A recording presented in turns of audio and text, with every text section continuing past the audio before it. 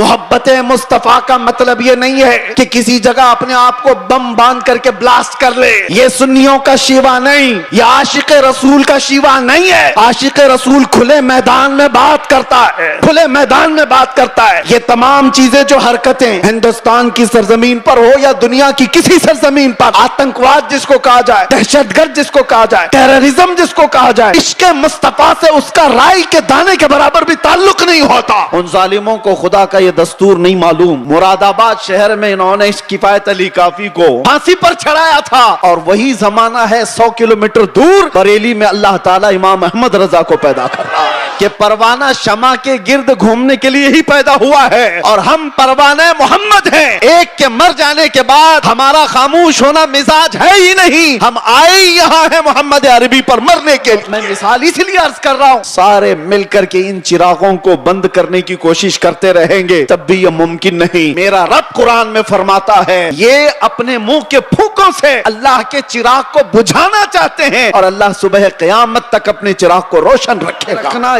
ये तमाम मसलहत पसंदी को मैंने दूसरे मुल्कों में देखा है। सऊदी अरब के कई ऐसे इलाके जिन्होंने अपने बच्चों को मॉडर्नाइज करने के लिए ऑस्ट्रेलिया में, अमेरिका में बचपन से पढ़ाया, और वो बच्चे जहां से इस्लाम फैला है वापस आए हैं तो पूछते हैं हु इज द मोहम्मद। बाहर आने के बाद कैद से पहली मर्तबा बंगाल आपके सामने आया। लेकिन आपको एक बात बता रहा हूं, अभी मैंने कहा अंग्रेजों के मुतालिक हमारी जुबान से निकल जाता है कुत्ते का लफ्ज, और सबको पता है। इसी बात पर मुझे 8 महीने अंदर रख दिया। मैं कहता हूं मेरे अजीजों, अलल ऐलान कहता हूं, दुनिया को, सबको कहता हूं, अगर तुम्हें कहना है मुझे एक बार नहीं 1000 बार कुत्ता कहो, दरबारे रिसालत का, मोहम्मद अरबी का, हमें जरा बराबर भी फर्क नहीं पड़ेगा, बल्कि हम तो उसको दुनिया का सबसे बड़ा लक़ब समझेंगे। हुजूर ने सबको बैत करके फिर कहा, सलमा बिन अकवा आ जाओ तुम भी बैत कर लो। मैंने अर्ज किया, या रसूल अल्लाह मैं ऑलरेडी कर चुका हूं, पहले से किया। हुजूर ने फरमाया फिर से अपना हाथ दो। मैंने दोबारा हाथ दिया। हुजूर पाक सल्लल्लाहु अलैहि वसल्लम पर बैत किया, हाथ पर बैत किया। फिर थोड़ी देर के बाद मेरे आका ने फरमाया, सलमा बिन अकवा बैत कर लो। हजरत सलमा बिन अकवा कहते हैं, या रसूल अल्लाह 2 बार मैंने बैत कर लिया।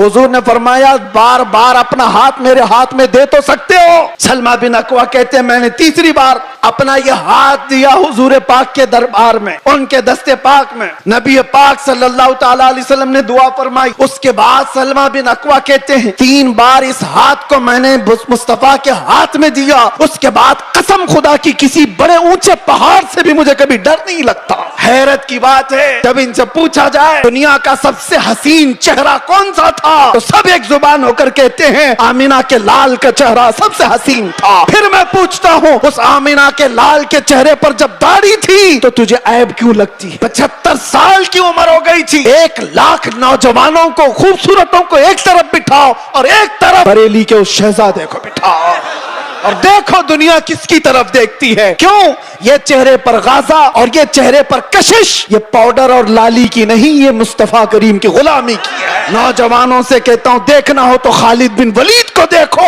औरतें देखना हो तो मेरे मुस्तफा की बेटी को देखो। सब औरतें कहती हैं अल्लाह हमें कनीज़ाने फातिमा में शामिल करे। दुआ तो करती हैं और फख्र भी करती हैं, कनीज़े फातिमा नाम भी रखती हैं। लेकिन सोचा कभी दुनिया की सबसे इज्जत वाली खातून, सबसे इज्जत वाली खातून, जिसका मकाम क़यामत के दिन भी क्या होगा पता है? फरिश्तों को आपको मैं बता रहा हूं, हदीस में मौजूद है, फरिश्ता महशर के मैदान में ऐलान करेगा, गद्दू अबसारकुम फ़इन्न फातिमा बिन्त मोहम्मद तमुर्रु इलल जन्ना। ऐ महशर वाले लोग, सब अपनी आंखें नीची कर लो, मोहम्मद अरबी की बेटी जन्नत की तरफ जा रही। लोग तो ये समझ लेंगे दुनिया का कानून है, इनकी इज्जतों का तरीका है, इल्म आपके लिए कर लेना चाहिए ना। वो सहाबी थे और उन्होंने ये 2 चीजों को टुकराया। तो किसी ने कहा वो तो तुम्हारे रसूल मदीने में बैठे, तुम तो सैकड़ों मील दूर यहाँ हो। उस सहाबी ने गरज कर कहा था, मुसलमान सिर्फ मदीने में मुसलमान नहीं होता, दुनिया के हर चप्पे में रहे अपने मुस्तफा का वफादार होता है। कि सारी जगहों पर बोलते तो घूम रहे, हमारे पास ये है, हमारे पास अमामा है, हमारे पास कपड़ा है, लेकिन पूछा गया है कहाँ? पता चला किसी गटर में रखा, किसी कीचड़ में है, किसी मट्टी में है। है कहीं पड़ा हुआ है, बस जुबानों पर है कि हमारे पास है। बिला तशबीह बिला तमसील दीने मुस्तफा के साथ हमने यही किया हुआ है। फख्र तो करते हैं कि हम मुसलमान हैं, इस्लाम हमारे पास है। कहां है वो इस्लाम? ना औरतों पे नजर आ रहा है, ना बच्चियों पे नजर आ रहा है, ना शादियों में नजर आ रहा है। वो इस्लाम है का जुबानों पर। वफादारी इसको नहीं कहते। वफादारी ये है कि तुम्हारे जिस्म पर इस्लाम नजर आए, तुम्हारे अमल में इस्लाम नजर आए, तुम्हारे अखलाक में इस्लाम नजर आए, तुम्हारे बोल चाल में, तुम्हारे तरीके कार में इस्लाम नजर आए। मस्जिदों में क्यों नहीं नजर आता? फजर में क्यों गायब हो सारे के सारे? इस्लाम कहां है? तबलीगी जमात को तो इजराइल में भी एंट्री है, उनके लिए कोई खतरा नहीं, कुछ नहीं। हाँ, हुजूर पाक की मोहब्बत में सीरियस कोई नजर आता है तो दुनिया उसको कहती है डेंजरस पर्सन, डेंजरस, बहुत ज्यादा खतरनाक। हुजूर से मोहब्बत करने वाले पर ये दुनिया के सारे सोशल साइट्स, फेसबुक, इंस्टा, ये सब बैंड लगा देते हैं। ये सारी वीडियोस नहीं आना चाहिए इसकी। हुजूर की मोहब्बत की बात करता है और सीरियस करता है। पता ये चला मेरे अजीजों, असल ईमान यही। जिंदगी ये नहीं किसी की किसी के लिए, जिंदगी है नबी की नबी के लिए। ना समझ मरते हैं जिंदगी के लिए, जीना मरना है सब कुछ नबी के लिए। या रसूल अल्लाह, दहन में जुबान तुम्हारे लिए, बदन में है जान तुम्हारे लिए। हम आए यहाँ और उठे भी वहां, लब्बैक या रसूल अल्लाह। मेंबर नूर पर जलवा उलमाए ज़वील एहतराम, मशाइख सादात, हाज़रीन अहले सुन्नत व जमात व ख़ाहरान मिल्लत इस्लामिया, अस्सलामु अलैकुम व रहमतुल्लाहि व बरकातुहू। अल्हम्दुलिल्लाह अल्हम्दुलिल्लाहिल हन्नानिल मन्नान अल्लज़ी ख़लक़ल इंसान व अल्लमहुल बयान। वस्सलातु वस्सलामु अला रसूलिही सय्यिदिल इंसी वल जान व अला आलिही व अस्हाबिही ज़विल खैरि वल इहसान, अम्मा बअद। फ़अऊज़ु बिल्लाहि मिनश शैतानिर रजीम, बिस्मिल्लाहिर रहमानिर रहीम। अन्नबिय्यु औला बिल मुअमिनीन मिन अनफुसिहिम, सदक़ल्लाहु मौलानल अज़ीम। बारगाह रिसालत मुआब सल्लल्लाहु तआला अलैहि वसल्लम में एक बार दुरूद पाक का हदिया पेश करें।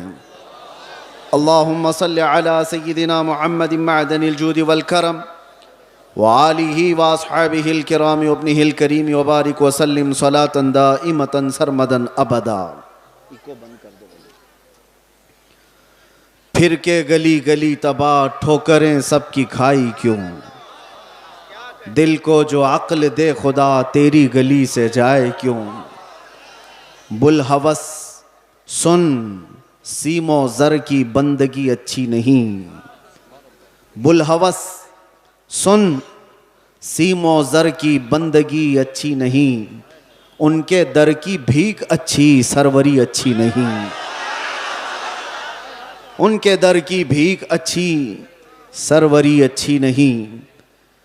आज मुलतवी किया गया जलसा दोबारा इस मैदान में इनेकाद पजीर है। गालिबन आप हजरात को ये मालूम होगा 19 तारीख को ही हमें यहाँ आना था। बहुत सारे लोगों ने अफवाहें भी फैला दी होंगी कि ये तारीख देते हैं और आते नहीं हैं। इसीलिए बेचारे जो एयरपोर्ट पर हमें लेने आए थे वो जब तक देखे नहीं उन्हें यकीन भी नहीं था। कभी कभार ऐसे हालात पेश आ जाते हैं, इंसानी तकाज़ा है, बशरियत का तकाज़ा है। और मैंने पांसकुरा वालों से कहा था ज़िंदगी बाकी रही तो मैं ख़ुद अपने तमाम तर मसरूफियात ख़त्म करके चल कर यहाँ ज़रूर आऊँगा इंशाअल्लाह। और इन लोगों की मोहब्बत मुझे पता है। छोटी जगह से लेकर आज एक बड़े मैदान में आप तब्दील होकर नज़र आ रहे हैं। लेकिन मुझे बताओ, एक जलसा कैंसिल हुआ था इससे कबल, कैंसिल तो नहीं, मैं नहीं आ पाया था, लेकिन दोबारा सिर्फ तकरीबन 20 दिनों के बाद वापस यहाँ पर रखा गया है। क्या इसमें किसी चीज़ की कोई कमी आपको महसूस हो रही है? नहीं होगी और इंशाअल्लाह नहीं होगी। बल्कि मैं तो ये समझता हूं कि रोज़ भी हम मेरे मुस्तफ़ा की बात करें तो कोई कमी नहीं आएगी। ये दीवानों का हुजूम पैसों के लिए थोड़ी ना आता है। वो नेताओं का जलसा नहीं है, ये 500 के नोटों पर जमा कर लिया जाए। ये वो मजमा है जो रात के 12 बजे भी अपनी गर्दनें हुजूर के लिए देने को तैयार है। ये नबी पाक सल्लल्लाहु अलैहि वसल्लम के आशिकों का हुजूम है, जिसके लिए हर वक्त बराबर का होता है, हर वक्त बराबर का होता है। लोग मुझसे अक्सर ये कहा करते हैं कि रात के 12 बज गए पब्लिक ख़त्म हो जाएगी, 2 बज गए पब्लिक ख़त्म हो जाएगी, लेकिन हमने देखा जिस वक्त जाते हैं सब भरा मजमा इसी तरह है। मेरे अजीज़ों, ये मुझे नहीं, ये मेरे मुस्तफ़ा को सुनने के लिए आते हैं। ये नबी पाक सल्लल्लाहु तआला अलैहि वसल्लम की मोहब्बत की बरकत है। और अल्लाह तबारक व तआला जब चाहता है हुजूम के दिलों को एक तरफ मुतवज्जे फरमाता है, रब तबारक व तआला की नेमतों में से है। और एक बात मैं आपको बता दूं, बहुत देर से आपके इस मिंबर पर बैठे थे तो हम देख रहे हैं कुछ चीज़ें हमें नज़र आई, उस पर मैं आपको अर्ज़ करता हूँ। लोग ये कहते हैं कि इतनी सारी चीज़ें आपने देखी, मुसीबतें, फिर भी उसी तरह से बोलते हो, फिर वही अंदाज के साथ चलते हो। डरना तो चाहिए कि हालात कैसे हैं, सारे हालात को देखो और फिर डर करके आप अपने एतबार से मसलहत का रास्ता इख्तियार करो। मेरे अजीजों, मसलहत और हिकमत किसको कहते हैं? अगर नबी पाक सल्लल्लाहु तआला अलैहि वसल्लम की इज्जत पर बात करने को, खामोशी इख्तियार करने को मसलहत और हिकमत कहते हैं, तो ऐसी मसलहतों को हम लात मारते हैं। यही मसलहत नहीं है, इसको बुज़दिली कहा जाता है, मुदाहनत कहा जाता है, नफ्स परस्ती कहा जाता है। और अगर दुनिया इसको जुर्म कहती है तो ये जुर्म हम हर बार करेंगे, 100 बार करेंगे। अपने मुस्तफ़ा करीम सल्लल्लाहु तआला अलैहि वसल्लम से मोहब्बत का इजहार जुर्म अगर किसी को लगता है तो ये जुर्म तो हम शौक से करेंगे।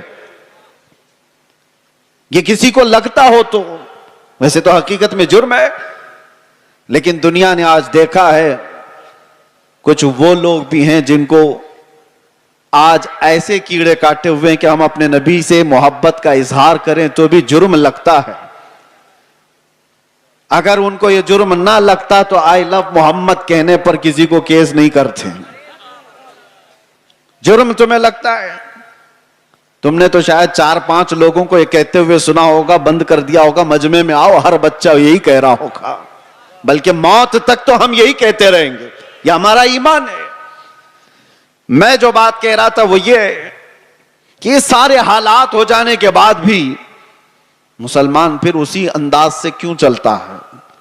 हुजूर पाक सल्लल्लाहु तआला अलैहि वसल्लम की मोहब्बत की बातें उसी अंदाज से क्यों करता रहता है? इसके सामने किसी को मार दिया जाता है, देख के सहमता क्यों नहीं? किसी की मॉब लिंचिंग हो जाती है, उसके बाद डरता क्यों नहीं? ये डराने वाला सिलसिला 1400 साल से देखते आ रहे हैं। कई चंगेज आए, कई हलाकू आए और हमारे पूरे मोहल्ले खाक में बदल दिए गए, खून से तितर बितर हो गए। लेकिन जोश जो रूहानी है वो उसी अंदाज से बाकी रहा। उसकी वजह क्या है जानते हो? वही मैं कहने जा रहा हूं। हम यहां बैठे हुए थे, छोटे छोटे पतंगे आ रहे हैं और गिर रहे हैं। किसके पास आते हैं ये छोटे छोटे कीड़े लाइट के अतराफ जो घूमते रहते हैं, इनको क्या कहते हैं आपको पता है? इनको परवाना कहते हैं। इनको परवाना कहते हैं। ये लाइट के इर्द गिर्द आते हैं, घूमते हैं, अपनी जान दे देते हैं। जबकि इन कीड़ों को, इन पतंगों को मालूम है कि अंजाम क्या है। अपने भाई को मरता हुआ भी देखते हैं। कितने कीड़े तो इनके पहले मर चुके होते, फिर भी ये घूम रहे होते हैं। वजह यह है कि परवाना शमा के गिर्द घूमने के लिए ही पैदा हुआ है और हम परवाने मोहम्मद हैं। एक के मर जाने के बाद हमारा खामोश होना मिजाज है ही नहीं। हम आए यहां हैं मोहम्मद अरबी पर मरने के लिए। इसीलिए तो हमारे बुजुर्गों ने हमें यह सिखाया है, या रसूल अल्लाह तू शम्मे रिसालत है, आलम तेरा परवाना, तू माह नबूवत है, ए जलवे जाना ना। पीते हैं तेरे दर का, खाते हैं तेरे दर का, दाना पानी है तेरा पानी, दाना है तेरा दाना। ये एक जान क्या है अगर हो करोड़ों, तेरे नाम पे सबको वारा करूं मैं, करूं तेरे नाम पे जा फिदा। न बस एक जा दो जहां फिदा, अरे 2 जहां से भी नहीं जी भरा, करूं क्या करोड़ों जहां नहीं। लिहाजा ये चीज खत्म होने वाली नहीं है। इसीलिए शायर ने बहुत पहले ये कहा था कि लोगों ने ये दुनिया में देखा है, सबसे अजीम हस्ती मेरे मुस्तफा करीम सल्लल्लाहु अलैहि वसल्लम के खानदान की, खानदाने मुस्तफा का चश्मो चिराग जो करबला में प्यासा शहीद किया गया, बच्चों समेत कत्ल कर दिया गया, उस हुसैन आजम का उस वक्त जो मकाम था, उनके मकाम को कोई नहीं पहुंच सकता था। उस अजीम हस्ती को शहीद करके क्या इस दीन के धारे को रोक दिया गया? क्या दीन इस्लाम का धारा रुक गया, खत्म हो गया? नहीं हुआ। उसके बाद बहुत सारी अजीम हस्तियां आईं जो राहे खुदा में शहीद होती चली गईं। हिंदुस्तान की सरजमीन भी इससे लाल हुई है। यहां उस किफायत अली काफी की आवाज गूंजती रहेगी और हर आने वाला आलिम तुम्हें सुनाता रहेगा 3000 कुत्तों ने एक आलिम दीन को गिरफ्तार किया था। अंग्रेजों की बात कर रहा हूं, फिर यहां पर आकर के फिर मुझे ले जाएं कहीं कुत्ता इनको कह दिया। जो जिसको समझे, जो जिसको समझे। अंग्रेजों को तो कह सकते हैं ना, जिसके अंदर मेरे अजीजों ये बुज़दिली की कैफियत थी और किफायत अली काफी को गिरफ्तार करके सूली पर चढ़ाया गया था। जुर्म क्या था? इश्क मुस्तफा में बोलता था, मोहम्मद अरबी सल्लल्लाहु अलैहि वसल्लम का दीवाना बनाता था लोगों को, और किसी तरह की फसाद, किसी तरह के फितने और फसाद को अपनी जमीन पर बर्दाश्त नहीं कर पाया तो सूली पर चढ़ा दिया गया एक आलिम दीन को। और आम आलिम दीन नहीं, जिसकी इज्जत, जिसका एहतराम इमाम अहले सुन्नत फाजिल बरेलवी किया करते हो। लेकिन मेरे अजीजों, फांसी पर अंग्रेज चढ़ा रहे थे, मजमा देख रहा था, तब भी किफायत अली काफी के पेशानियों पर कोई शिकन नहीं, कोई फिक्र नहीं, ना जिस्म के अंदर कोई कपकपी, खौफ और हिरास, बल्कि फंदे पर चढ़ने से पहले यूं कहा था, कोई गुल बाकी रहेगा न चमन रह जाएगा, पर रसूलुल्लाह का दीने हसन रह जाएगा। सब फना हो जाएंगे काफी वो, लेकिन हश्र तक नाम हजरत का जुबानों पर चलन रह जाएगा। क्या किया? अंग्रेजों ने 8 दिन तक जश्न मनाया था। किफायत अली काफी को हमने फांसी पर चढ़ा दिया। फांसी पर चढ़ाने से पहले 8 दिन तक किफायत अली काफी के जिस्म पर गरम इस्त्री फेरते थे, और जब जख्म होता था तो उस पर नमक छिड़कते थे। उस आलिम दीन को उन्होंने बहुत आजमाइशों में मुब्तला किया, लेकिन वो टस से मस नहीं हुआ। शहीद होने के बाद 8 दिन तक तो जश्न मनाते रहे, ये सोचते हुए कि अब जगाने वाला खत्म हो गया, एक ऐसा जो बोलने वाला था बंद हो गया। उन जालिमों को खुदा का ये दस्तूर नहीं मालूम, मुरादाबाद शहर में इन्होंने इस किफायत अली काफी को फांसी पर चढ़ाया था, और वही जमाना है 100 किलोमीटर दूर बरेली में अल्लाह ताला इमाम अहमद रजा को पैदा कर रहा है। और वो इमाम अहमद रजा जब जवानी में तशरीफ लाए तो फिर पूरी कौम की गुत्थियों में इश्क मुस्तफा पिला दिया। हर जगह से आवाज आने लगी, हर जगह से आवाज आने लगी, सबसे आला वो औला हमारा नबी, सबसे बाला वो बाला हमारा नबी। बच्चे बच्चे की जुबानों पर इश्क मुस्तफा सल्लल्लाहु ताला अलैहि वसल्लम की सदाएं गूंजने लगी। मैं मिसाल इसलिए अर्ज कर रहा हूं, सारे मिलकर के इन चिरागों को बंद करने की कोशिश करते रहेंगे तब भी यह मुमकिन नहीं। मेरा रब कुरान में फरमाता है, ये अपने मुंह के फूकों से अल्लाह के चिराग को बुझाना चाहते हैं, और अल्लाह सुबह क़यामत तक अपने चिराग को रोशन रखेगा। एक तुम बंद करोगे, रब ताला दूसरा पैदा फरमाएगा, दूसरा पैदा होगा। इसलिए हमें अपनी फिक्र नहीं है, हमने जो जीना था वो जी लिया है। मगर ऐ मुसलमानों, आपसे मैं ये गुजारिश करूंगा, इस जमाने में तुम्हारे लिए सबसे बड़ी दौलत जिसका हर डाकू इंतजार में है लूटने के लिए, हर चोर तुम्हारे पीछे है छीनने के लिए, वो दौलत तुम्हारी टोपी, तुम्हारी दाढ़ी, तुम्हारे कुर्ते, तुम्हारे जुब्बे, तुम्हारे घर गाड़ी बंगले नहीं है। आला हजरत को सुनो, कहते हैं आंख से काजल साफ चुरा ले, यहां वो चोर भला के हैं, तेरी गठरी ताकी है और तूने नींद निकाली है। कौन सी चीज है जिसके सब चोर दुश्मन अतराफ में हैं? कौन सी चीज छीनना चाहते हैं? 100 साल पहले इकबाल ने भी इसका इशारा करके कहा था। अंग्रेज ये कहते थे, ये फाका कश मौत से डरता नहीं जरा। सबको पता है ये मौत से डरने वाली कौम है ही नहीं। हमारे कंधे पर कफन हुआ करता है। डर उसको हो जिसे लगे कि मौत के बाद अंधेरा अंधेरा अंधेरा। डर उस कौम को क्या लगे इधर आंखें बंद हो उधर मुस्तफा का दीदार हो, उसे डर नहीं। दुनिया ये जानती है। तो अंग्रेज क्या कहते थे, ये फाका कश, भूखा रहता है, प्यासा रहता है, मौत से डरता नहीं जरा। कौन सी चीज है इसको जो निडर बनाई हुई है? कौन सी चीज है जो इसको बेखौफ बनाई हुई है? इकबाल कहते हैं, रूहे मोहम्मदी इसके बदन से निकाल दो।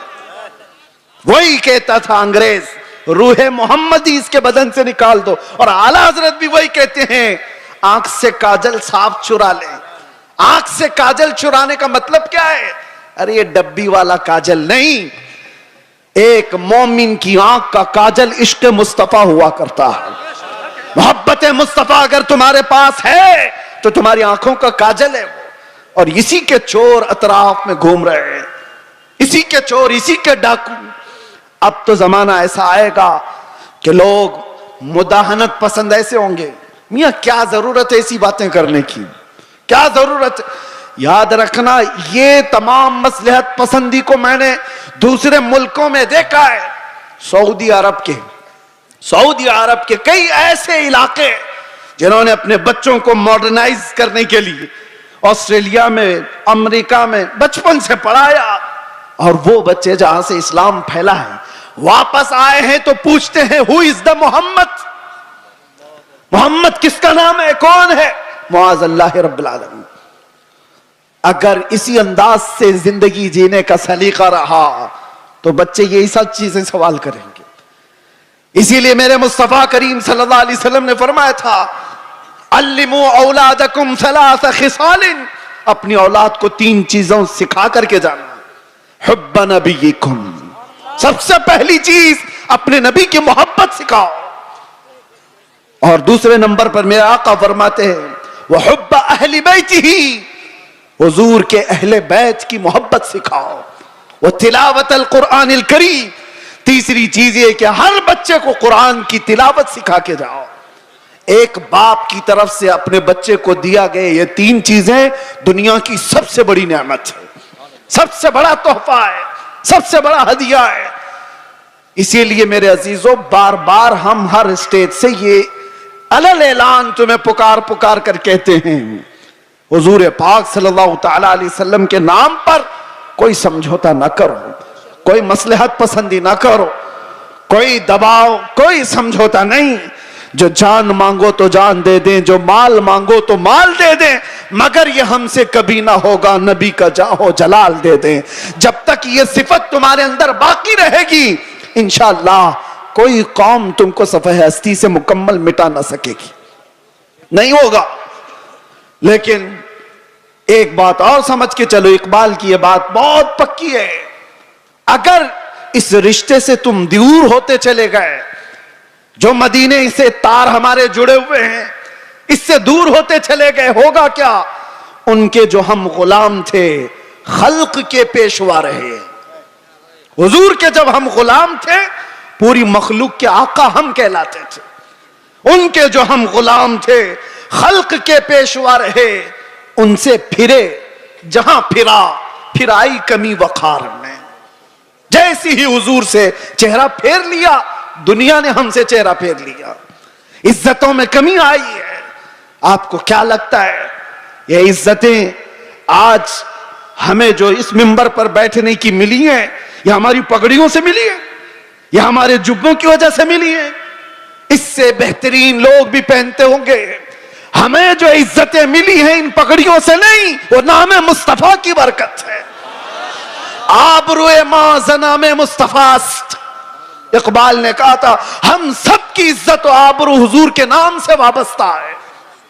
और अगर हुजूर पाक सल्लल्लाहु तआला अलैहि वसल्लम की इज्जत ही ना रही तो हम अपनी इज्जत का क्या करेंगे? हमारी कोई अपनी इज्जत नहीं।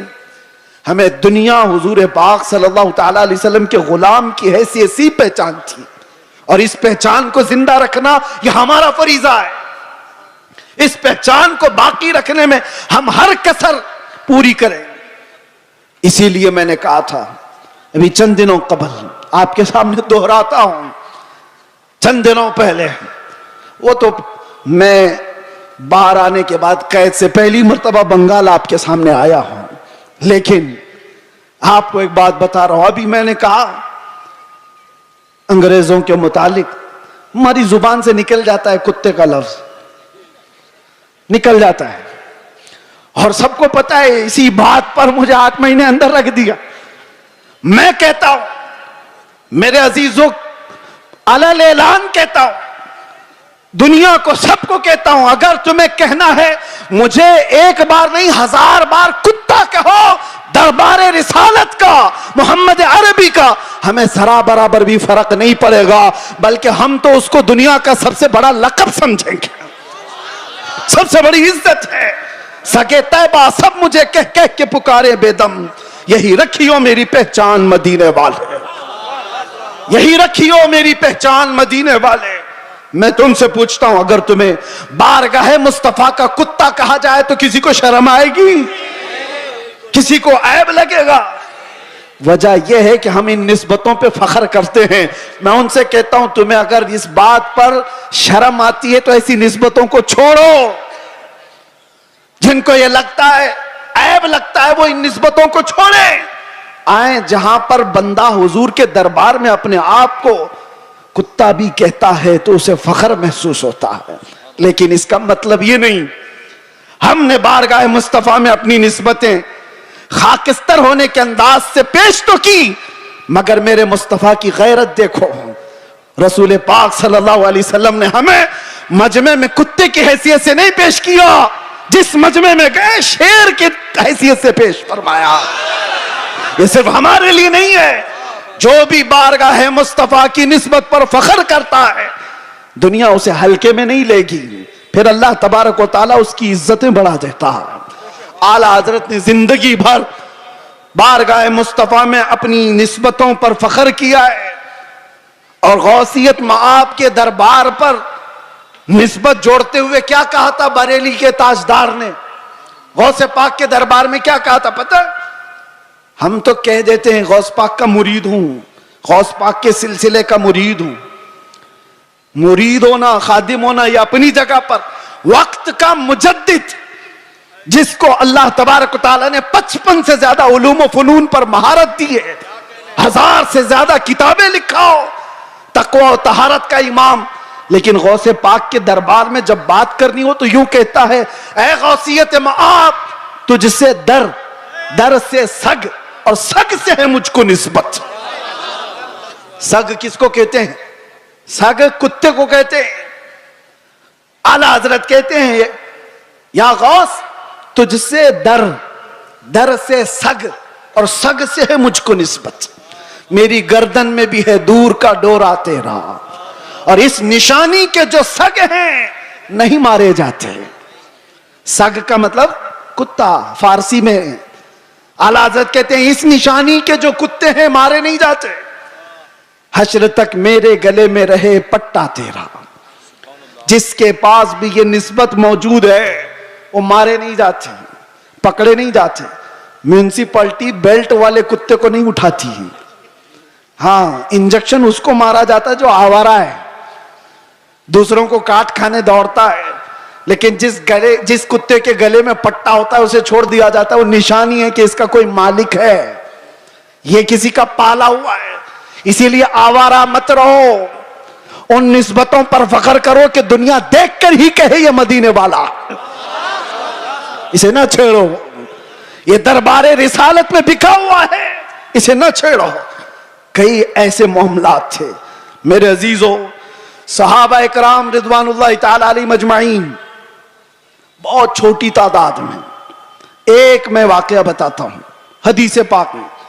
हजरत सलमा बिन अकवा रदियल्लाहु ताला अन्हु हुजूर के एक ऐसे सहाबी हैं, आला हजरत ने उनका पूरा तफसील से वाकया लिखा है।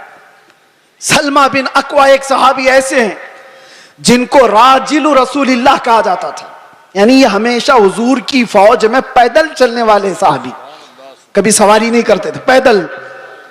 इत्तेफाक ऐसा हुआ, कार्रा का रहने वाला एक अब्दुर्रहमान नाम का शख्स, वो मदीने पर हमला आवर हुआ, 400 लोगों को लेकर आया।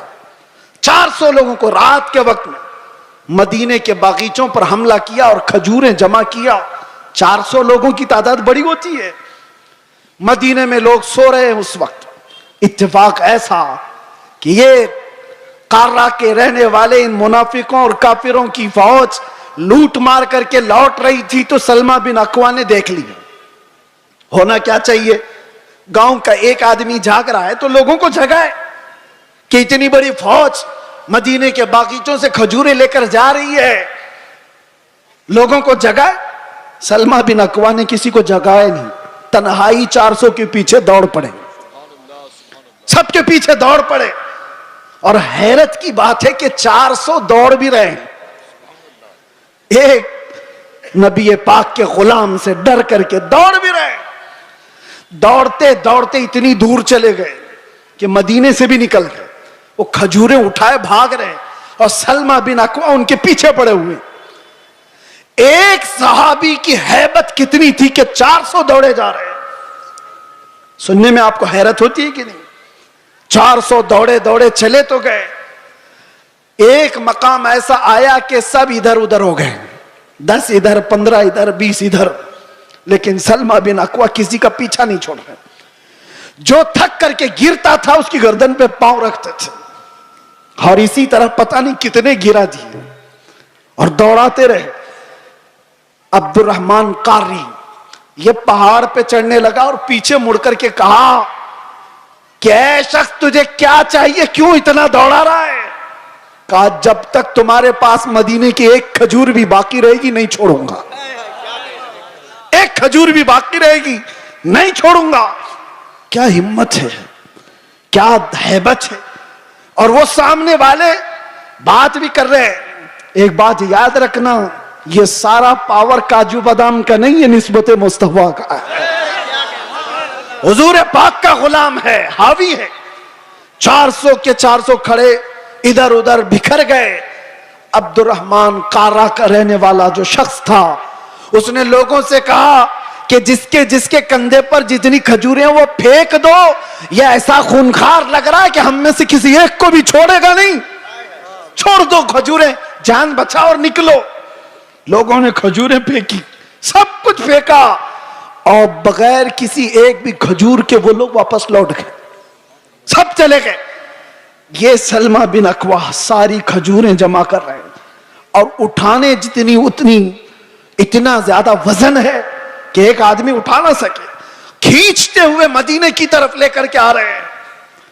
रास्ते में एक और सहाबी हजरत अबू कुतादा मिल गए। पूछा कि किधर से आ रहे हो सलमा बिन अकवा? कहा, ऐसा ऐसा हाल हो गया था रात को, और मैं उनका पीछा किया और सबकी खजूरें वापस लेकर के आ रहा हूं। वो मुस्कुराए, अरे बोलना तो चाहिए था, और भी तो लोग आते तुम्हारे साथ।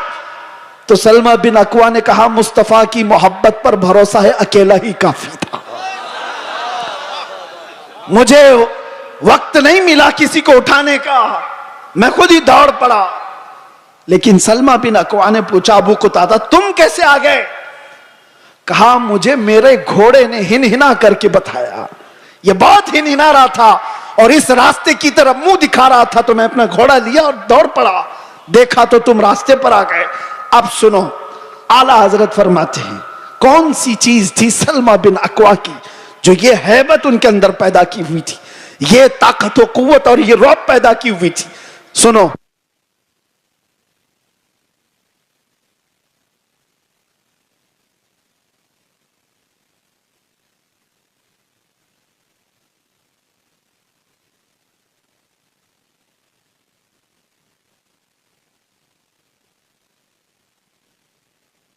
सिर्फ आई लव मोहम्मद नहीं, मोहम्मद सल्लल्लाहु ताला अलैहि वसल्लम का नाम कभी भी सैयदुना के बगैर नहीं कहा जाएगा।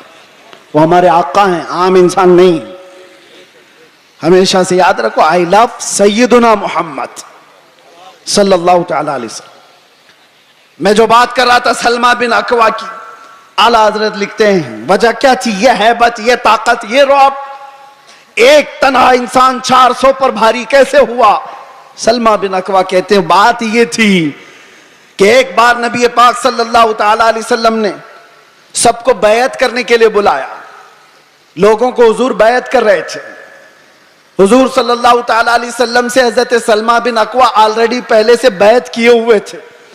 हुजूर ने सबको बैत करके फिर कहा सलमा बिन अकवा आ जाओ तुम भी बैत कर लो। मैंने अर्ज किया या रसूल अल्लाह मैं ऑलरेडी कर चुका हूं, पहले से किया हूं। हुजूर ने फरमाया फिर से अपना हाथ दो। मैंने दोबारा हाथ दिया। हुजूर पाक सल्लल्लाहु अलैहि वसल्लम पर बैत किया, हाथ पर बैत किया। फिर थोड़ी देर के बाद मेरे आका ने फरमाया सलमा बिन अकवा बैत कर लो। हजरत सलमा बिन अकवा कहते हैं या रसूल अल्लाह 2 बार मैंने बैत कर लिया। हुजूर ने फरमाया बार बार अपना हाथ मेरे हाथ में दे तो सकते हो। सलमा बिन अकवा कहते हैं मैंने तीसरी बार अपना यह हाथ दिया हुजूर पाक के दरबार में, उनके दस्ते पाक में। नबी पाक सल्लल्लाहु ताला अलैहि वसल्लम ने दुआ फरमाई। उसके बाद सलमा बिन अकवा कहते हैं 3 बार इस हाथ को मैंने मुस्तफा के हाथ में दिया।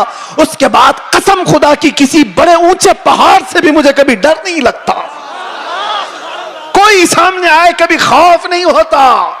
यह निस्बत मुस्तफा है जो इंसान को मुमताज करती है। आज मेरे अजीजों तुम्हारा नाम बारगाह मुस्तफा से जुड़ा हुआ है, इसलिए शर्म करो और हया पैदा करो। कभी तुम शराब के अड्डों पर नजर ना आओ, कभी तुम्हारे हाथों में ताश के पत्ते नजर ना आए, कभी तुम्हारी आंखों में बेहयाई ना नाचे, किसी अजनबी औरत पर तुम्हारी बेहया आंखें ना जाएं, इसलिए कि तुम्हारा नाम मेरे मुस्तफा के नाम से जुड़ा हुआ है। इन निस्बतों का जब तक एहतराम करते रहोगे पावर और ताकत वैसी बाकी रहेगी। एनर्जी को दुनियावी खुराफात में जाया ना करो। अल्लाह ने आज भी तुम्हारा रौब बाकी रखा है, आज भी है। हमने खुद महसूस किया है, हमने देखा है। आपको खुद को अंदाजा नहीं लेकिन दुनिया को अंदाजा है। अल्लाह तबारक व तआला मोहब्बत मुस्तफा के सदके ये इज्जत और यह हैबत, ये ताकत, ये रौब अता करता है। लेकिन अगर तुम ये सोचोगे कि इज्जत हम किसी और जरिए से ढूंढेंगे, हमने देखा है लखनऊ में आज से 2-3 साल पहले एक कुत्ता आया था जो अपना नाम भी बदल लिया था, याद होगा। बहुत टीवी पर बिठा दिया जाता था, धर्म भी बदल लिया, नाम भी बदल लिया। हाँ, और सोचने लगा कि इस्लाम ऐसा है वैसा है, बहुत कुछ फैलाया। 6 महीने के बाद रो रो करके लोगों से गिड़गिड़ाने भी लगा कि मुझे बचा लो, मेरी जान पे खतरा है। मैं नाम या जिक्र नहीं करता इसलिए कि स्टेज ना पाक ना हो। लेकिन एक बात याद रखो, हुजूर पाक सल्लल्लाहु ताला अलैहि वसल्लम के इस दीन पाक से गद्दारी करके जो दूसरी जगह इज्जत ढूंढता है, कुरान क्या कहता है? वमन यब्तगी गैरल इस्लामी दीनन फलन युक़बल मिन्ह। अल्लाह ताला ने कुरान में फरमाया, और यही बात मैं आपसे कहता हूं। आला हजरत क्या कहते हैं सुनो। आला हजरत फरमाते हैं बारगाह मुस्तफा सल्लल्लाहु ताला अलैहि वसल्लम से जो गद्दारी किया, जो उनके दर से यार फिरते हैं, दर बदर यूं ही खार फिरते हैं, दर बदर यूं ही खार फिरते हैं। इज्जत ढूंढो आमीना के लाल के पास, इज्जत ढूंढो गुंबद खजरा के मकीन के पास। हमने दुनिया में देखा है जो नबी पाक की गुलामी को अपनाए हैं, 70 साल के भी होते हैं तो उनकी खूबसूरती में फर्क नहीं आता। 80 साल के भी हो जाएं तो उनको बूढ़ा कोई नहीं कहता। आज भी मौजूद है हमारे मशाइख, लेकिन इज्जतों में कोई कमी नहीं। और जिन्होंने पूरी हिंदुस्तान में फितना और फसाद मचा करके सियासत किया था, 90 साल के ऊपर भी हो गए, अभी मरने को तैयार नहीं। ऐसे बहुत सारे लीडर बैठे हुए हैं जिनको कोई पूछता भी नहीं, अखबार के किसी कोने में उनका नाम भी नहीं। बहुत सारे ऐसे 40-40 साल लोगों की नौकरियां करते रहे। मैं जॉब की बात नहीं कर रहा हूं, सियासत में इसकी उसकी चाटते रह गए तलवे और कुछ नहीं हासिल कर पाए। लेकिन मेरे मुस्तफा की गुलामी जिसने अपने गले में डाल दिया था, फिर देखो आप हुजूर ताजुश शरिया के आखिरी अदवार को हमने देखा है। जाहिरी जिंदगी के आखिरी दौर को भी देखा है। मेरे अजीजों, 75 साल की उम्र हो गई थी। 1 लाख नौजवानों को, खूबसूरतों को एक तरफ बिठाओ और एक तरफ बरेली के उस शहजादे को बिठाओ और देखो दुनिया किसकी तरफ देखती है। क्यों? ये चेहरे पर गाजा और ये चेहरे पर कशिश, ये पाउडर और लाली की नहीं, ये मुस्तफा करीम की गुलामी की है। मुस्तफा करीम सल्लल्लाहु तआला अलैहि वसल्लम के मोहब्बत का जो जमाल है वो कभी कम नहीं होता। बचपन में हम सुनते आते थे, मोहम्मद के गुलामों में बुढ़ापा आ नहीं सकता। इसीलिए इज्जत इधर उधर क्यों ढूंढते हो, क्यों जाते हो? उन नौजवानों पर मुझे बड़ा तरस आता है जो कहते हैं दुनिया पता नहीं क्या कहेगी। 5 ग्राम की टोपी उनको भारी लगती है, 5 किलो की फटी जीन्स पहन करके फैशन समझता है। दाढ़ी उसको बहुत भारी लगने लगती है, चुभती है, गड़ती है। रोज उसको निकाल करके गटर नाली में फेंक देता है। और दाढ़ी भी बेचारी इतनी जिद्दी है, रोज आकर के उसको बताती है तू मर्द है। वो निकाल करके कहता है नहीं हूं मैं। वो भाग रहा है। कैसी हैरत की बात है, तुम जिद पे अड़े हो कि नहीं हूं मैं, और वो भी जिद पे अड़ी है, रोज आके बताती है कि तू मर्द है। बेचारा आखिरी दम तक मानने को तैयार नहीं। और हैरत की बात है, जब इनसे पूछा जाए दुनिया का सबसे हसीन चेहरा कौन सा था, तो सब एक जुबान होकर कहते हैं आमिना के लाल का चेहरा सबसे हसीन था। फिर मैं पूछता हूं, उस आमिना के लाल के चेहरे पर जब दाढ़ी थी तो तुझे ऐब क्यों लगती है, तुझे बुरी क्यों लगती है? दुनिया का सबसे ज्यादा हसीन चेहरा मेरे मुस्तफा का था, और वो दाढ़ी वाला था। और एक बात उन औरतों से भी कहता हूं जो औरतें खुले बाल में समझती हैं कि ये फैशन है, आधे नंगेपन को समझती हैं फैशन है। यानी दुनिया ने इनको ये बताया है कि नंगे रहने को फैशन कहते हैं, आधे कपड़े पहनने को फैशन कहते हैं। अगर आधे कपड़े पहनना फैशन है तो तुमसे ज्यादा फैशनेबल तो भैंस है जो पूरी नंगी रहती है, वो कभी कोई कपड़ा नहीं पहनती। वो जानवर तो तुमसे ज्यादा फैशनेबल है, पूरे ओपन है। जानवरों की तरह दुनिया तुम्हें बनाना चाहती है और तुम समझ रहे हो फैशन है। फैशन वो नहीं। नौजवानों से कहता हूं, देखना हो तो खालिद बिन वलीद को देखो, औरतें देखना हो तो मेरे मुस्तफा की बेटी को देखो। सब औरतें कहती हैं अल्लाह हमें कनीज़ाने फातिमा में शामिल करे। दुआ तो करती हैं और फख्र भी करती हैं, कनीज़े फातिमा नाम भी रखती हैं। लेकिन सोचा कभी दुनिया की सबसे इज्जत वाली खातून, जिसका मकाम कयामत के दिन भी क्या होगा पता है? फरिश्तों को, आपको मैं बता रहा हूं, हदीस में मौजूद है, फरिश्ता महशर के मैदान में ऐलान करेगा, गद्दू अबसारकुम फइन्न फातिमा बिन्त मुहम्मद तमुर्रु इलल जन्ना। ऐ महशर वाले लोग, सब अपनी आंखें नीची कर लो, मोहम्मद अरबी की बेटी जन्नत की तरफ जा रही है। कयामत के दिन ऐलान हो रहा होगा। इज्जत का वो मकाम मैदान महशर में जिसकी इज्जत का ऐलान हो रहा होगा। लेकिन मैं खवातीन से कहता हूं, दुनिया की सबसे इज्जत वाली खातून के सर पर हमेशा दुपट्टा रहा, और तुम समझती हो इज्जत खुले बन में है, फैशन करने में। फैशन वो है ही नहीं, हम उसको फैशन नहीं समझते। वो जानवरों वाली जिंदगी है जो औरतों को नंगा करके हवस के पुजारियों के सामने लाकर खड़ा किया जाता है। औरत को इन लोगों ने तमाशा बनाया हुआ है, औरत को दुनिया ने आज आलयकार बनाया हुआ है, अपनी हवस का निशाना है। क्यों? क्या इज्जत वाले लोग अपनी बेटियों को इस तरह से रखना चाहते हैं? वो दूसरों की बेटियों को नंगा देखना चाहते हैं, अपनी बीवी को और अपनी बेटी को नहीं, दूसरों की बेटियों को नंगा देखना चाहती है दुनिया। इसलिए मेरे अजीजों, दुनिया के प्रोपेगंडे पर न जाओ, इज्जत तुम्हें मेरे मुस्तफा के कदमों में मिलेगी। और सहाबा कराम ने यह नुक्ता महसूस किया था, इसलिए कभी उन्होंने दुनिया क्या कर रही है, दुनिया कैसे चल रही है, उसकी तरफ देखा ही नहीं। वो पैबंद लगे कपड़ों में भी जाते थे तो बादशाह भी खड़े हो जाया करते थे, वो बगैर चप्पल के भी जाते थे तो पूरे इलाके फतह करके लौटते थे। उन्होंने कभी उन तमाम चीजों में इज्जतें नहीं ढूंढी। एक साहबी हज़रत नौमान एक मुल्क में सफीर बन करके गए थे मेरे मुस्तफा के। सफीर समझते हो ना, एम्बेसडर, कासिद। और जब हुजूर पाक के सफीर बन करके ये सहाबी गए तो जिस मुल्क के बादशाह के पास ये जा रहे थे उस बादशाह ने बहुत सुन रखा था, चर्चा सुन लिया था अरब के इनकलाब का, मेरे मुस्तफा सल्लल्लाहु अलैहि वसल्लम के दीवानों के हुजूम का। तो उसने क्या किया, इंतजामात किया, तैयारियां की, कालीन बिछाया, रेड कारपेट आज भी किसी के लिए बिछाया जाता है, रेशम का कालीन बिछाया, सोने से कलाई की हुई कुर्सी लगा दिया कि मोहम्मद अरबी का सफीर आ रहा है।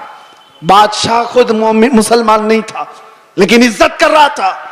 हजरत नौमान जिस वक्त वहां पहुंचते हैं, देखा उनका इंतजाम ये रेशम के कालीन से है। आपने ठोकर मार करके रेशम के कालीन को अलग कर दिया, जमीन पर चलने लगे। बादशाह भी देख रहा था। और जब कुर्सी पर बैठने का वक्त आया, सोने से कलाई की हुई कुर्सी है, आपने कहा इसको हटाओ, आम सी कुर्सी लाओ, उस पर मैं बैठूंगा। बादशाह ने देखा और कहा कि ये लोग इतना घमंड करते, इतना एटीट्यूड है इनको, हमारी चीजें इस्तेमाल नहीं करेंगे। हजरत नौमान ने बताया, ना घमंड ना तकब्बुर, यह हमारा गुरूर नहीं है। मैंने इसलिए ये दोनों चीजें इस्तेमाल नहीं की कि मेरे मुस्तफा की शरीयत में रेशम का इस्तेमाल मर्द के लिए हराम है और सोने का इस्तेमाल भी मर्द के लिए हराम है। मैं इसको इस्तेमाल नहीं करूं। लोग तो ये समझ लेंगे दुनिया का कानून है, इनकी इज्जतों का तरीका है, मिल मिल आपके लिए कर लेना चाहिए ना।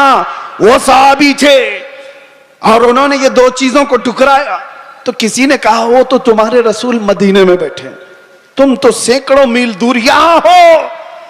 उस सहाबी ने गरज कर कहा था, मुसलमान सिर्फ मदीने में मुसलमान नहीं होता, दुनिया के हर चप्पे में रहे अपने मुस्तफा का वफादार होता है।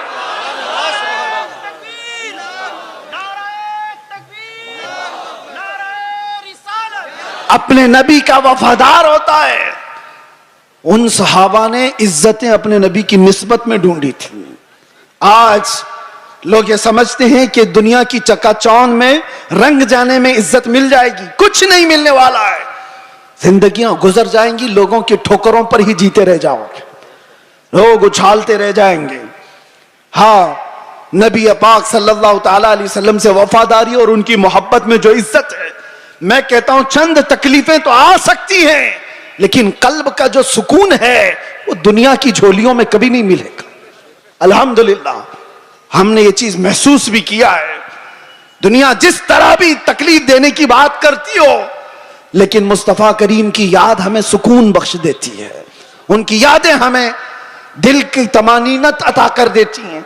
आ जाओ ऐ मेरे सुन्नी मुसलमानों, आला हजरत की उस बात पर हम जमा हो जाते हैं जिसमें उन्होंने कहा था, आज ले उनकी पनाह, आज मदद मांग उनसे, कल न मानेंगे कयामत में, अगर मान गया उन्हें जाना, उन्हें माना, न रखा गैर से काम, लिल्लाहिल हम्द मैं दुनिया से मुसलमान गया। सारे टेंशन, सारे डिप्रेशन का एक ही इलाज, किसको किसको राजी करोगे, एक को राजी करोगे दूसरा नाराज। दुनिया यही है, इसीलिए आओ, सबको राजी कर भी ना पाओगे, जिंदगियां खत्म हो जाएंगी। इसीलिए आला हजरत कहते हैं सारे टेंशन, सारे डिप्रेशन का एक ही इलाज है, उन्हें जाना, उन्हें माना, ना रखा गैर से काम, लिल्लाहिल हम्द मैं दुनिया से मुसलमान गया। अपने आप को बारगाह मुस्तफा के हवाले करो। बमुस्तफा बरसा खैश के दी हम उस्त, गर्ब उन रसीदी तमाम बुल हबीस। ये इकबाल कहता है अपने आप को नबी के कदमों तक पहुंचा दे, इसी का नाम दीन है। और अगर तू वहां तक नहीं पहुंचा तो जिंदगी अबू लहब की तरह है, जिंदगी अबू लहब की तरह है। ऐ नौजवानों, नबी पाक सल्लल्लाहु ताला अलैहि वसल्लम से वफादारी का मतलब क्या है? वफादारी किसको कहते हैं? अभी मैं कहूंगा तो नारे जोर से लगाओगे, ये वफादारी है। और फिर एक डंडा पड़े तो सारे भाग जाएं, ये वफादारी है। वफादारी ये नहीं, वफादारी तूफानों में भी खड़े रहे, आंधियों में भी खड़े रहे और शरीयत मुस्तफा को आंच आने ना दे, शरीयत मुस्तफा पर अपने अमल के जरिए से उसको मजबूती अता करे। यह वफादारी है। मिसाल के तौर पर मैं अगर किसी को कोई चीज दे करके जाता हूं, एक कपड़ा ही सही, मोहब्बत का तकाजा तो यह है कि लोग उसको संभाल कर रखेंगे। सही बात है। मैं अगर अपना अमामा किसी को दे दूं, 4 लोगों को, और मैं कहूं कि इसको संभालो, तुम्हारी अगर मोहब्बत है तो इस चीज को संभाल कर रखोगे। लेकिन वक्त ऐसा आया कि सारी जगहों पर बोलते तो घूम रहे, हमारे पास ये है, हमारे पास अमामा है, हमारे पास कपड़ा है, लेकिन पूछा गया है कहां? पता चला किसी गटर में रखा हुआ है, किसी कीचड़ में है, किसी मट्टी में है, कहीं पड़ा हुआ है। बस जुबानों पर है कि हमारे पास है। बिला तशबीह बिला तमसील, दीने मुस्तफा के साथ हमने यही किया हुआ है। फख्र तो करते हैं कि हम मुसलमान हैं, इस्लाम हमारे पास है। कहां है वो इस्लाम? ना औरतों पे नजर आ रहा है, ना बच्चियों पे नजर आ रहा है, ना शादियों में नजर आ रहा है। वो इस्लाम है का जुबानों पर। वफादारी इसको नहीं कहते। वफादारी ये है कि तुम्हारे जिस्म पर इस्लाम नजर आए, तुम्हारे अमल में इस्लाम नजर आए, तुम्हारे अखलाक में इस्लाम नजर आए, तुम्हारे बोल चाल में, तुम्हारे तरीक़ेकार में इस्लाम नजर आए। मस्जिदों में क्यों नहीं नजर आता? फजर में क्यों गायब हो सारे के सारे? इस्लाम कहां है? मेरे अजीजों, नारा लगाना ये दुनिया का सबसे आसान काम है। ये शहादत कहे उल्फत में है कदम रखना, लोग आसान समझते हैं मुसलमान होना। और इसीलिए मेरे आका सल्लल्लाहु अलैहि वसल्लम ने एक सहाबी से फरमाया था, हम तो छोड़ो, हम तो बहुत निकम्मे लोग हैं, बहुत दूर के हैं। वो सहाबा थे जो दुनिया के सबसे अच्छे लोग थे। एक सहाबी ने आकर के हुजूर से इतना कहा था, वल्लाही इन्नी ला उहिब्बका या रसूल अल्लाह, कसम खुदा की है अल्लाह के रसूल, मैं आपसे बहुत मोहब्बत करता हूं। हुजूर ने क्या फरमाया जानते हो? उन्जुर मादा तकूल, सोच के बोल क्या कह रहा है। हम तो आसानी से कहते ना, या रसूल अल्लाह आपसे हम प्यार करते हैं, मोहब्बत करते। सहाबी ने जब ये कहा था, हुजूर फरमाते हैं सोच के बोल क्या कह रहा है। उन्होंने दूसरी बार कहा, कसम खुदा की या रसूल अल्लाह मैं बहुत मोहब्बत करता हूं। हुजूर ने फिर कहा, सोच समझ करके बोल। तीसरी बार उन्होंने कहा, कसम खुदा की या रसूल अल्लाह मैं आपसे मोहब्बत करता हूं। तब मेरे आका ने फरमाया, अगर तू अपनी बात में सच्चा है तो फिर इंतजार कर, मुसीबतें ऐसे आएंगी जैसे पहाड़ से पानी गिरता है, इतनी तेज आएंगी मुसीबतें, उसके लिए तैयार रह जा। तो ये सहाबी को हुजूर ने फरमाया है, जब हम बारगाह मुस्तफा में अपनी मोहब्बत का इजहार करते हैं तो दुनिया नोच खाने के लिए दौड़ती है। ये सारे जो मामलात हमारे साथ होते हैं यूं ही नहीं होते। मसलहत की बातें करो, कोई हमसे नहीं पूछेगा। आप ये वलवला अंगेज बातें, जज्बात की बातें ना करो, कोई नहीं पूछेगा।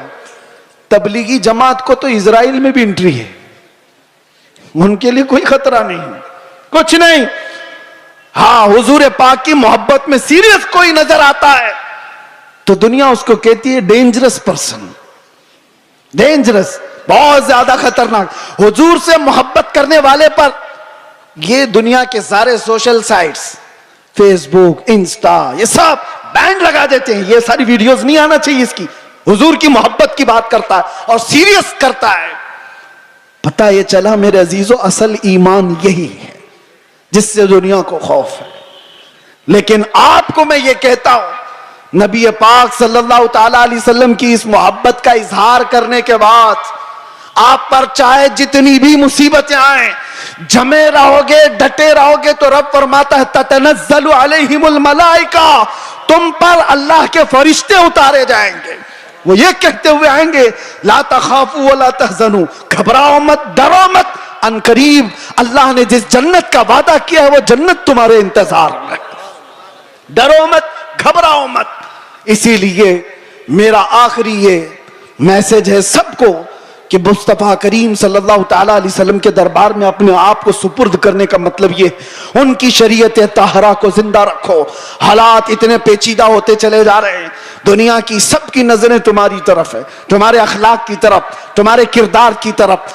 और याद रखना, मैं आज इजहार भी कर देता हूं, इजहार भी कर देता हूं। मोहब्बत मुस्तफा का मतलब यह नहीं है कि किसी जगह अपने आप को बम बांध करके ब्लास्ट कर ले। यह सुन्नियों का शिवा नहीं, यह आशिक रसूल का शिवा नहीं है। आशिक रसूल खुले मैदान में बात करता है, खुले मैदान में बात करता है।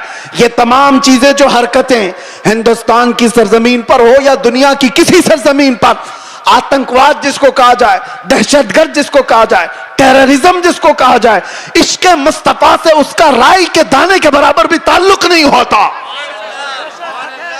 हम ऐसे लोगों को नहीं जानते, ऐसे लोगों को नहीं मानते। और नौजवानों, ऐसा कभी कोई बहकाए तो कान खड़े कर लेना तवज्जो से, क्या अपने आप को हिलाकत में डालना कुरान कभी इसकी इजाजत नहीं देता। और नाहक किसी ऐसे आम आदमी की जान लेना, यह तो बहुत दूर की बात है। इस्लाम तुम्हें बिल्ली को भी अगर बांध करके रखा और खाना पानी नहीं दिया, मर गई तो जहन्नम में चला जाएगा। यह हदीस पाक में मौजूद है। तुम्हारी इबादतें सब मुंह पर मार दी जाएंगी, जानवर पर भी जुल्म जायज नहीं। ये तमाम जो चीजें आज पैदा की जा रही हैं इस्लाम के चेहरे को मस्ख करने के लिए, कितने हालात खराब हुए मुझे पता है। 9/11 के बाद पूरी दुनिया के हालात बदल गए। क्यों? इस्लाम को इस तरह से पेश किया गया, मुसलमानों के चेहरे को इस तरह से पेश किया। चंद मुसलमानों ने अगर ये किया है तो सारे मुसलमानों को चाहिए कि ऐसे लोगों से अपना कोई रिश्ता ना रखे। खुल करके कहो, सूफिया की ये जमात है या औलिया कामिलीन से मोहब्बत करने वाली और इश्क मुस्तफा की गुन गाने वाली जमात है। नौजवान सोशल मीडिया पर अगर कहीं किसी का लिंक भी हो तौबा कर लो, निकल जाओ ऐसी चीजों से। अरे तुम शेर हो, मुस्तफा करीम के वफादार हो, तुम्हें ऐसी हरकतों की जरूरत कतई नहीं पेश आएगी। अल्लाह तबारक व तआला इस दीन का हामी व नासिर व मददगार है। ये दीन सुबह क़यामत तक जिंदा रहेगा। और मैं मजम्मत भी करता हूं ऐसे किसी भी नौजवान की मुलव्विस होने से, किसी भी नौजवान के। और मैं आसपास सारे लोगों को तंबीह करता हूं सोशल मीडिया के जरिए से, कुछ ऐसी जमातें जो नौजवानों को भड़का करके, नौजवानों को दीन के नाम पर और भी बहुत सारे ऐसे जज्बाती नाम पर उनको उभारती हैं, कई जगह पर उनको ले जाती हैं। ये सारी जमातें पड़ोस मुल्क से अपना काम कर रही हैं और हिंदुस्तान में क्या पूरी दुनिया में अपने नसें फैलाई हुई हैं। इसलिए यह तंबीहन जरूरी है हर नौजवान को। सोशल मीडिया का भी इस्तेमाल करो तो बहुत सोच समझ करके, किसी के हत्थे मत चढ़ जाना, किसी ऐसे के हत्थे मत चढ़ जाना जो तुम्हारे जज्बात का इस्तेमाल करके तुमसे ऐसे काम करवा दे जो पूरी उम्मत मुस्लिमा के लिए खतरा बन जाए, पूरे इस्लाम के लिए खतरा बन जाए। आज हर मुसलमान के लिए, ये सारे टोपी दाढ़ी वालों के लिए कितना खतरा है, कितनी मुश्किलात है। आपको पता है न्यूयॉर्क में आज से 25 साल पहले जब ऐसे हमले हुए थे तो कई साल तक वहां रहने वाले मुसलमानों को कितनी तकलीफें उठानी पड़ी थी, कितनी तकलीफें। और कई मर्तबा ऐसा भी हुआ कि एक चीज है एक्सट्रीमिज्म, ये जो शिद्दत पसंदी है वो दूसरी शिद्दत पसंदी को जन्म देती है। एक तरफ से शिद्दत हो तो दूसरी तरफ की भी शिद्दत को वो जन्म देती है। हालात ऐसे थे कि लोग उस वक्त सिखों को भी मार रहे थे तो उन्होंने भी पगड़ियां निकाल ली, दाढ़ियां निकाल ली। मुसलमानों के साथ भी ये मामला था। चंद लोगों की वजह से पूरी उम्मत मुस्लिमा खतरे में है। क्यों ऐसा कोई नौजवान करे? न खुद का भला, न दीन का भला, न देश का भला, किसी का भला नहीं सिवाय नुकसान के। इसलिए नौजवानों, इन हालात में कभी भी अपने व्हाट्सएप का इस्तेमाल, अपने फेसबुक का इस्तेमाल, अपने इंस्टा का इस्तेमाल, ये सारे जाल हैं। तुम्हारे स्टेटस का इस्तेमाल कभी ऐसी चीजों में हरगिज ना करो। हाँ, रोज स्टेटस लगाओ आई लव मोहम्मद सल्लल्लाहु अलैहि वसल्लम, सैयदना मोहम्मद सल्लल्लाहु अलैहि वसल्लम, इसमें कोई दिक्कत नहीं है। अपने नबी पाक से इश्क का इजहार रोज सुबह शाम करो, इसमें कोई दिक्कत नहीं है। अपने दीन इस्लाम की अच्छी बातों को नशर इशात करो, ये बहुत खूब बात है। लेकिन कुछ ऐसी गतिविधियों के साथ तुम जुड़े रहोगे तो खुद को भी खतरे में डालोगे, खानदान को भी और कौम को भी, पूरी उम्मत को भी। और अल्लाह कुरान में फरमाता वला तुल्कू बिअयदीकुम इला तहलुका, अपने आप को हिलाकत में हरगिज मत डालना। और जो हिलाकत में खुद अपने आप को डालता है वो सुसाइड करने का जुर्म यह है कि वो डायरेक्ट जहन्नम में जाएगा, डायरेक्ट जहन्नमी है खुदकुशी करने वाला। तौबा करें इन तमाम चीजों से और अपने आप को बर्बाद होने से बचाएं। अल्लाह तबारक व तआला इस उम्मत मुस्लिमा पर रहमो करम फरमाए, हमारे हालात को रब तबारक व तआला अमन व अमान अता फरमाए, हमारे इस मुल्क को अमन व अमान अता फरमाए, जालिमों के जुल्म से अल्लाह हिफाजत फरमाए, बुरी नजर से अल्लाह हमारी हिफाजत फरमाए। आखिर में फिर मैं ये कहूंगा, ना इधर उधर की बातें करें, चलो आमिना के लाल की बातें करें। हुजूर पाक सल्लल्लाहु अलैहि वसल्लम की बातों से जो इज्जतों में इजाफा है वो किसी और में नहीं। सैयदना उमर इब्न खत्ताब फरमाते हैं, लोग मुझे खत्ताब का बेटा उमर कहते थे, लेकिन जब मुस्तफा करीम की निस्बत आ गई तो लोग अब खत्ताब का बेटा उमर नहीं अमीरुल मोमिनीन कहकर पुकारते हैं और खलीफतुर रसूलुल्लाह कहकर पुकारते हैं। ये इज्जतें हैं मेरे अजीजों। खालिद बिन वलीद 125 जंगों में गए, किसी जंग में शिकस्त नहीं हुई। पूछा गया तो कहते हैं हर जंग में अल्लाह फतह इसलिए अता करता है कि मेरी टोपी में हमेशा हुजूर के 3 मुँह मुबारका हुआ करते हैं। उस निस्बत पर वो फख्र किया करते थे। आज आओ हम भी उन्हीं निस्बतों पर फख्र करें। दुनिया की निस्बतें हमें न यहां सुरखरू करेंगी न वहां पर। बारगाह मुस्तफा से जो वाबस्ता हुआ उसका हाल यह है, जब तक बिके न थे तो कोई पूछता न था। या रसूल अल्लाह तुमने खरीद कर हमें अनमोल कर दिया। लब्बैक या रसूल अल्लाह, लब्बैक या रसूल अल्लाह, लब्बैक या रसूल अल्लाह। जिंदगी ये नहीं किसी की किसी के लिए, जिंदगी है नबी की नबी के लिए। ना समझ मरते हैं जिंदगी के लिए, जीना मरना है सब कुछ नबी के लिए। या रसूल अल्लाह दहन में जुबान तुम्हारे लिए, बदन में है जान तुम्हारे लिए। हम आए यहां और उठे भी वहां। लब्बैक या रसूल अल्लाह।